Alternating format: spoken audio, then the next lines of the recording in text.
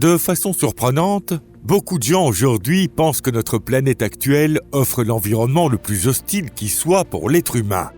Et ils se plaignent de ces changements climatiques incessants qui les obligent tantôt à s'emmitoufler dans des fourrures, tantôt à se débarrasser de tous leurs vêtements à cause de la chaleur écrasante. Ils n'aiment pas non plus les animaux modernes, serpents venimeux, crocodiles aux dents acérées, insectes piqueurs. Et ils s'imaginent qu'autrefois, l'air était pur, les températures agréables et que les animaux étaient doux et inoffensifs. Certes, à l'ère mésozoïque, les dinosaures gigantesques et féroces ont dominé la Terre, mais comme ils ont disparu assez rapidement, ces gens pensent que, bien avant eux, notre planète n'abritait que de petites créatures inoffensives, semblables à des souris. Est-ce aussi ce que vous croyez ? Alors, abonnez-vous tout de suite à cette chaîne. Ou bien pensez-vous que ce n'est pas du tout le cas ? Dans ce cas, vous êtes sûrement déjà abonné, pas vrai ? Bonjour à tous !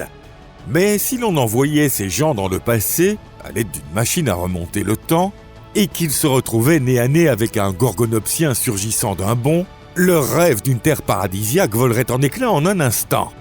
Depuis sa naissance jusqu'à la dernière période glaciaire, l'histoire de la Terre est une succession ininterrompue de catastrophes, dignes d'une série d'horreurs qui dure depuis 4,5 milliards d'années. Ici Père Duchesne. C'est parti, commençons.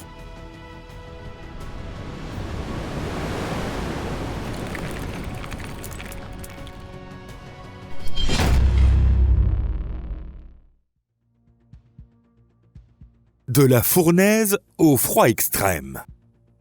Avant que les dinosaures ne prennent le contrôle des océans et des terres, la Terre a dû suivre un parcours incroyablement difficile.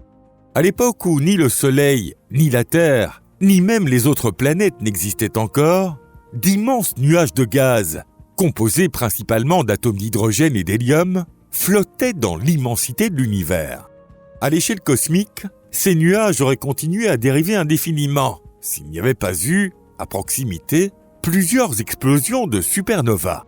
Mais les ondes de choc de ces explosions ont brutalement comprimé le nuage, faisant grimper la température en son centre, jusqu'à ce que la fusion nucléaire démarre. C'est ainsi qu'il y a 4,5 milliards d'années, le Soleil s'est enfin mis à briller.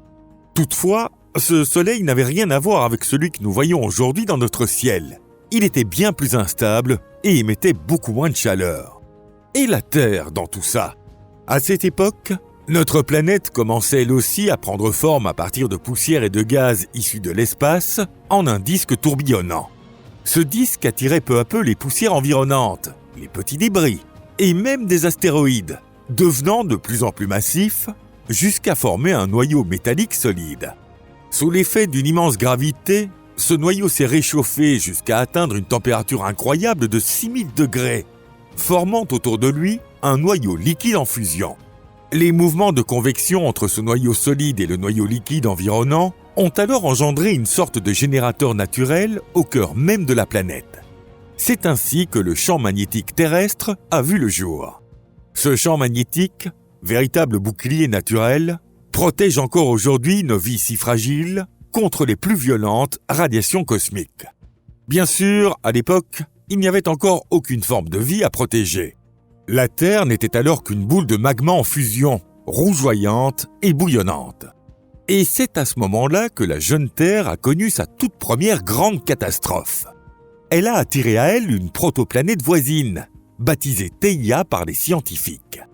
De leur collision est né un immense nuage de débris, qui s'est peu à peu aggloméré pour donner naissance à notre mystérieux satellite naturel, la Lune. Preuve que parfois, un partenaire de vie peut surgir d'un choc frontal. Fait étonnant, juste après cette collision, la Terre tournait sur elle-même non pas en 24 heures comme aujourd'hui, mais en à peine 5 heures. Cela dit, avec le temps, l'attraction gravitationnelle de la Lune a progressivement ralenti cette rotation. Même ainsi, il était impensable de qualifier la Terre de « vivable » à cette époque. L'idée même d'y voir des êtres humains, ou même des dinosaures, relevait du pur fantasme. La planète était recouverte de flots de magma et des pluies de météorites s'abattaient continuellement depuis le ciel, rendant toute forme de vie impossible. La Terre ressemblait alors à une version infernale de Vénus, couverte de volcans et constamment battue par des pluies acides. Et pourtant, contre toute attente, il y a 3,7 milliards d'années, les premières formes de vie sont apparues sur cette planète hostile. Il s'agissait de micro-organismes unicellulaires capables de vivre sans oxygène, car l'atmosphère terrestre n'en contenait pas encore. Pendant près de 2 milliards d'années, ces formes de vie primitives ont lentement édifié des piliers calcaires appelés stromatolithes, dans les eaux peu profondes des côtes chaudes. On retrouve encore aujourd'hui leurs traces, vestiges de l'ère archéenne, la plus ancienne de l'histoire géologique. Ces êtres vivants très primitifs ne possédaient même pas de noyau cellulaire.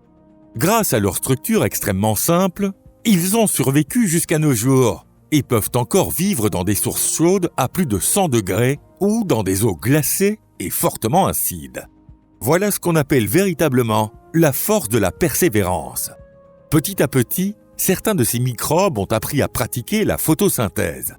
Au départ, tout l'oxygène produit servait à oxyder les roches riches en fer. Mais il y a environ 2,45 milliards d'années, cet oxygène a commencé à s'accumuler et à s'échapper dans l'atmosphère, déclenchant ce que l'on appelle aujourd'hui la grande oxygénation. Pour les êtres vivants qui n'avaient pas besoin d'oxygène, ce gaz était littéralement un poison mortel. La Terre connut ainsi sa toute première catastrophe biologique, et les organismes qui en furent les victimes devinrent, bien plus tard, la source de nos plus anciens hydrocarbures. Au début du Protérozoïque, il y a environ 2,46 milliards d'années, la concentration d'oxygène dans l'atmosphère atteignit 2%, soit 1/10 de celle de l'air que nous respirons aujourd'hui. À titre de comparaison, au sommet de l'Everest, la faible pression rend l'air aussi difficile à respirer que s'il ne contenait que 7% d'oxygène, ce qui oblige les alpinistes à porter des masques. Autrement dit, dans une atmosphère ne contenant réellement que 2% d'oxygène, nous serions morts étouffés instantanément. Inutile donc de faire apparaître un tyrannosaure pour imaginer l'horreur de la situation. Avant cela, l'atmosphère terrestre était dominée par le méthane et le dioxyde de carbone. Et ce sont ces gaz-là qui étaient responsables de l'effet de serre que nous redoutons tant aujourd'hui. Mais à l'époque, cet effet de serre permettait à la Terre de maintenir une température relativement clémente. Cependant, à mesure que l'oxygène dévorait le méthane, l'effet de serre s'est affaibli, entraînant une chute brutale des températures. La hausse de l'oxygène atmosphérique n'a donc pas rendu la Terre plus agréable à vivre, bien au contraire. Nous aurions plutôt gelé sur place, car c'est à ce moment-là qu'a débuté la plus longue glaciation de l'histoire terrestre, la grande glaciation huronienne. Elle a duré plus de 300 millions d'années, transformant la Terre, autrefois semblable à Vénus, en une véritable planète de glace, où les températures plongeaient entre -20 et -70 degrés dans certaines régions. Inutile de dire qu'un tel climat n'était guère propice à l'émergence de la vie. Et pourtant, quelques formes de vie ont survécu tant bien que mal. Des micro-organismes comme les cyanobactéries et les archées, déjà présents auparavant. On aurait pu croire que la vie allait rester figée pour toujours à ce stade primitif. Alors, d'où sont sortis les dinosaures et même les humains ? Notre sauveur, ce fut le Soleil. Durant les 300 millions d'années qui ont suivi le début de la glaciation, le Soleil a intensifié sa chaleur, faisant fondre une grande partie de l'épaisse couche de glace qui recouvrait la Terre et permettant l'apparition des premiers organismes multicellulaires et des plantes plus complexes. C'est ainsi que tout a commencé à évoluer. Durant le milliard d'années qui suivirent, la vie sur Terre est devenue de plus en plus diversifiée. Mais surtout, un événement majeur s'est produit. La vie a enfin quitté les océans pour conquérir la terre ferme. Au passage, durant la période carbonifère, la planète a connu une ère que l'on pourrait qualifier de zoo sous stéroïdes. Il y a 300 millions d'années, bien avant l'apparition des dinosaures, la Terre grouillait d'insectes et d'araignées géants, dignes des pires films d'horreur. Un climat chaud et humide, combiné à un taux d'oxygène pouvant atteindre 35% dans l'atmosphère, a permis aux anthropodes d'atteindre des tailles inimaginables. Imaginez des libellules dont l'envergure frôlait le mètre, ou des 1000 pattes géants de 2,5 mètres de long rampant sur le sol, bien loin de ce que nous connaissons aujourd'hui. Les araignées de l'époque étaient aussi grosses que des chats, De quoi faire frissonner même les chercheurs les plus courageux. En somme, les formes de vie terrestres semblaient tout droit sorties d'un film de science-fiction, mais sans effets spéciaux ni bouton pause. Et il ne faut pas oublier que les continents aussi étaient en perpétuel mouvement. Il y a environ 750 millions d'années, le supercontinent Rodinia a commencé à se fragmenter. Ces morceaux ont dérivé sur les océans avant de se rassembler à nouveau pour former un nouveau supercontinent, la Pangée primitive ou Pannotia. Mais Pannotia s'est elle aussi disloquée. Ces fragments, en dérivant et en entrant en collision, ont formé de nouvelles chaînes de montagnes. Puis, il y a environ 335 millions d'années, les fragments de continents en dérive se sont réunis une fois de plus pour donner naissance à un supercontinent géant, la Pangée. Ce gigantesque bloc de terre allait plus tard se scinder pour former les continents que nous connaissons aujourd'hui. L'Afrique, l'Eurasie, les Amériques du Nord et du Sud. L'extinction massive du Permien. Tout le monde, même les enfants, sait à peu près pourquoi les dinosaures ont disparu. On attribue généralement leur extinction à l'impact d'un gigantesque astéroïde sur la Terre. Les scientifiques ont même identifié avec précision le cratère de cet impact, situé dans la région du golfe du Mexique. En revanche, très peu de gens connaissent la grande extinction du Permien, survenue à la frontière entre l'ère paléozoïque et l'ère mésozoïque. Et pourtant, il s'agit de la plus grande des 5 extinctions massives officiellement reconnues dans toute l'histoire de la Terre. On dit souvent que, si les dinosaures n'avaient pas disparu, l'humanité n'aurait peut-être jamais vu le jour. Mais en réalité, sans l'extinction du Permien, les dinosaures eux-mêmes n'auraient sans doute jamais existé. Et pourtant, à cette époque-là, rien ne laissait présager une nouvelle catastrophe planétaire. Au cours du Permien, les sauropsides, ancêtres des reptiles actuels, et les synapsides, ancêtres des mammifères, s'étaient largement répandus sur Terre pendant quelques 40 millions d'années. Du côté des synapsides, on peut même dire qu'ils avaient commencé à poser les bases d'une évolution vers une forme de vie intelligente. Mais cette évolution ne s'est jamais concrétisée.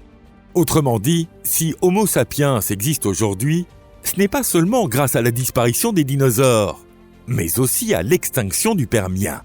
Cette époque lointaine, bien avant l'apparition des dinosaures, favorisait l'évolution de la faune et de la flore, mais elle restait absolument invivable pour l'être humain. C'était même tout le contraire. Le climat y était globalement sec, avec de fortes disparités selon les régions, ce qui le rendait d'ailleurs un peu comparable à celui que nous connaissons aujourd'hui.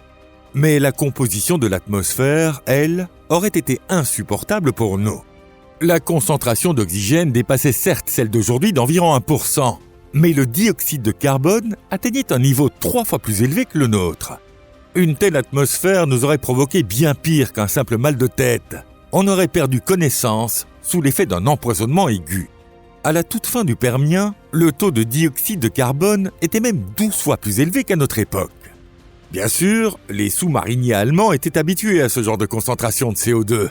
Peut-être que nous aussi, nous aurions pu nous y adapter. Mais à quel prix ? Cela dit, s'adapter aux animaux de l'époque aurait été encore bien plus difficile. Les mers regorgeaient alors de requins géants et de poissons osseux monstrueux.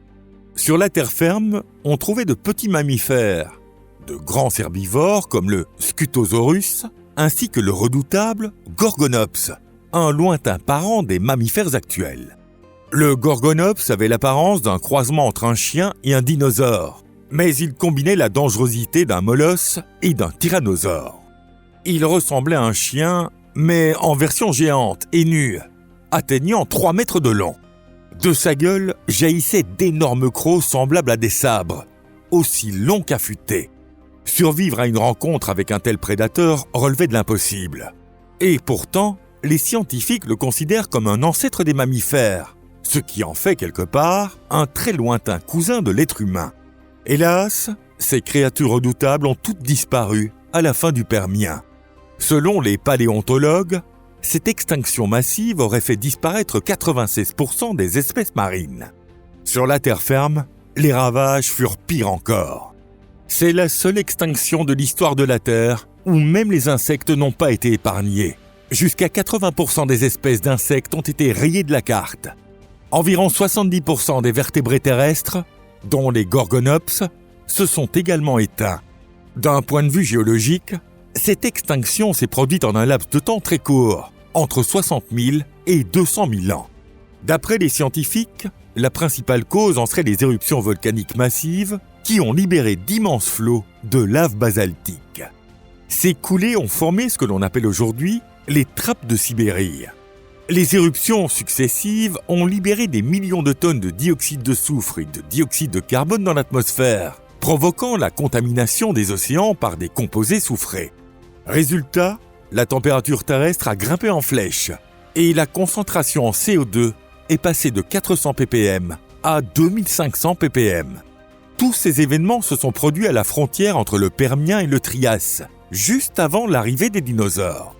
En d'autres termes, c'est cette extinction du Permien qui a préparé le terrain pour l'avènement des grands dinosaures herbivores et carnivores. Et peut-être, qui sait, que ces dinosaures n'étaient pas si terrifiants en comparaison des monstres qui les avaient précédés. Si vous avez apprécié cette vidéo, pensez à mettre un pouce bleu et à la partager sur vos réseaux sociaux. Merci beaucoup pour votre attention et à très bientôt pour une nouvelle exploration. Au revoir!